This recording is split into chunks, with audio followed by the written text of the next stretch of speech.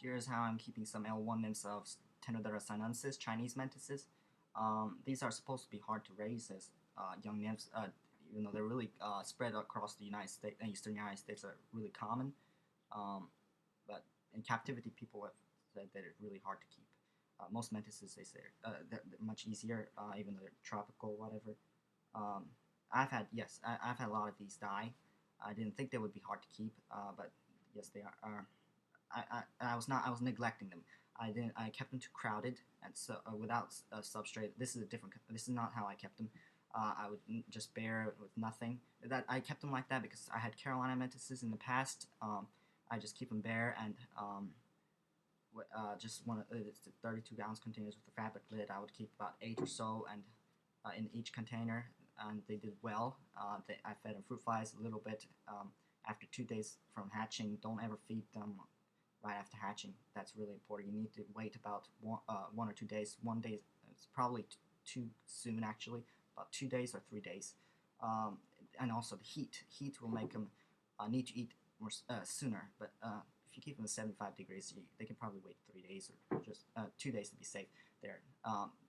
Soon after hatching, like just a day, they're really timid. They won't eat the fruit flies, and the fruit flies will just stress them out.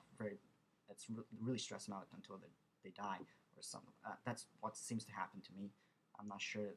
They just die if I put too many fruit flies in there, and also if there are too many mantises, and that's how these Chinese mantises died. I think I was keeping them too crowded, like 15 nymphs in here. Yeah, I put sticks, 2 sticks or so in there because I knew they were crowded and they probably needed that. I don't keep sticks. I didn't keep the sticks with the Carolina mantids because the Carolina mantids would stay on those first instar nymphs would stay on the sticks, and the fruit flies would not go on the stick, and so they would just starve to death.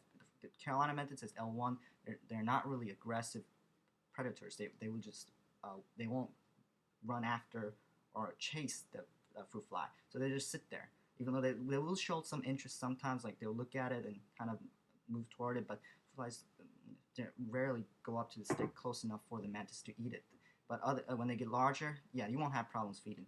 The Carolina mantids and pretty much all mantises will be aggressive enough to chase anything inside this small container.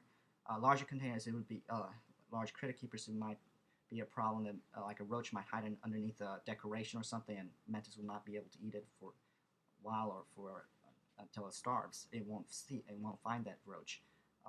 So I like to keep them bare with nothing in there, and occasionally mist. Maybe mist these nymphs like every 3 or 4 days once, and don't mist on right on the mantis. That's what I've been told. Don't mist right on the mantis. And I've also I've kept the Carolina mantids I had. Those same Carolina mantids I kept them way too moist. That's not good.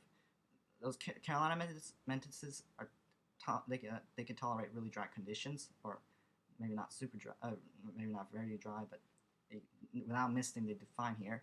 It probably depends on the humidity you have in the room, the amount of humidity you have in the room and the containers. These have a lot of ventilation, so they will dry out. Net cages dry out even more because even more ventilation.